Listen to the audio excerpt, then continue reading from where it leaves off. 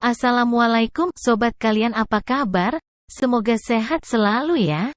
Kali ini Mimin mau menceritakan kelanjutan dari episode pertama novel, Jodohku Lelaki Lumpuh. Air mata Asih langsung berlinang.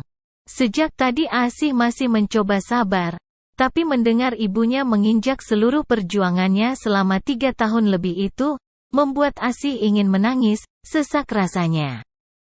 Asih tahu kedua orang tuanya sama sekali tidak mendukungnya untuk kuliah dan tidak sepeser pun membiayai kuliahnya. Asih mencari uangnya sendiri. Mendengar ibunya mencela perjuangannya, lebih menyakitkan daripada paksaan ayahnya. Udah, ndak usah nangis. Gembeng, 1.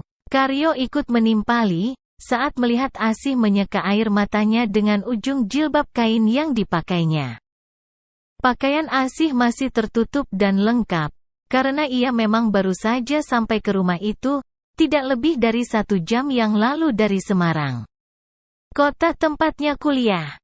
Tadi pagi Asih pulang terburu-buru ke Kertek, karena mendapat panggilan dari ayahnya untuk pulang.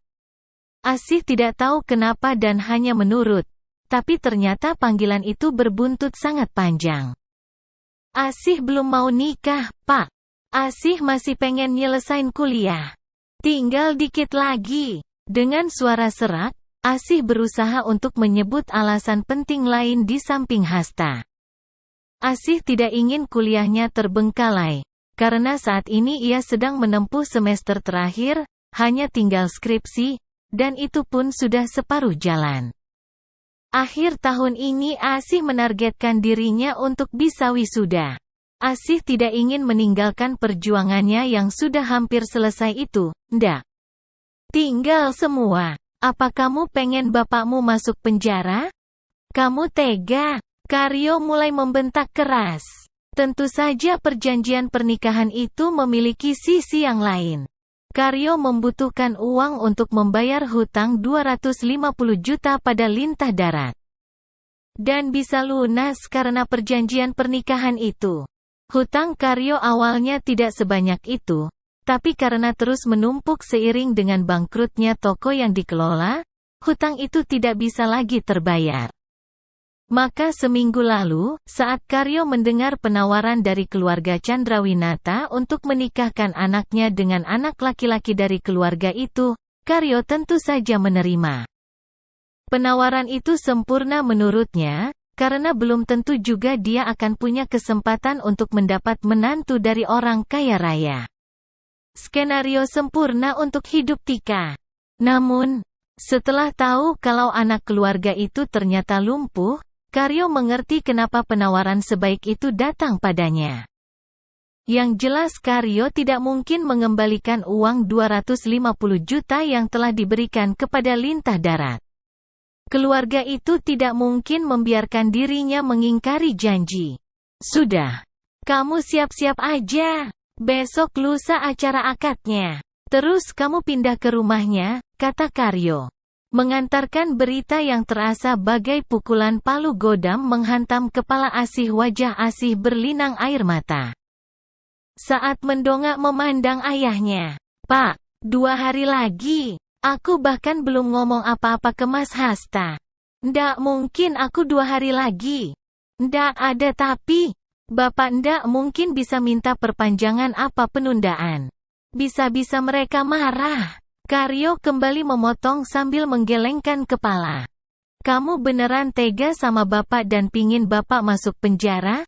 Karyo mengingatkan konsekuensinya. Asih menggeleng, sementara melirik ke arah Tika. Bukan hanya dirinya yang berkewajiban untuk mencegah hal itu terjadi pada ayahnya. Tika juga punya kewajiban yang sama seharusnya.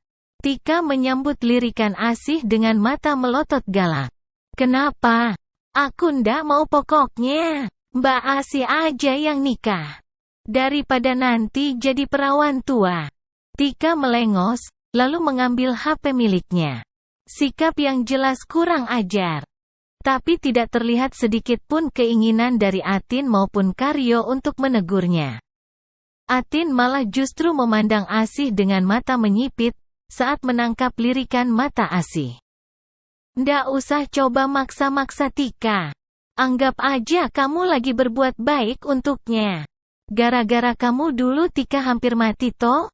Anggap aja ini penebusan dosamu itu. Atin menyebutkan kesalahan yang dulu dilakukan oleh Asih. Bukan kesalahan yang disengaja.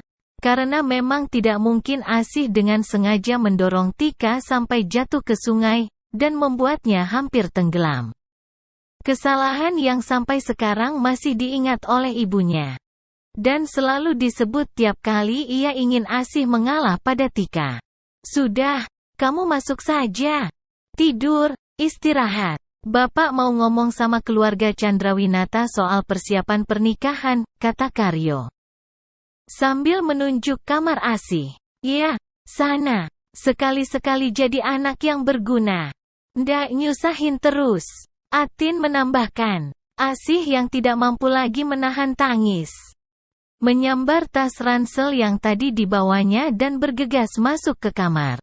Asih membanting diri di atas ranjang.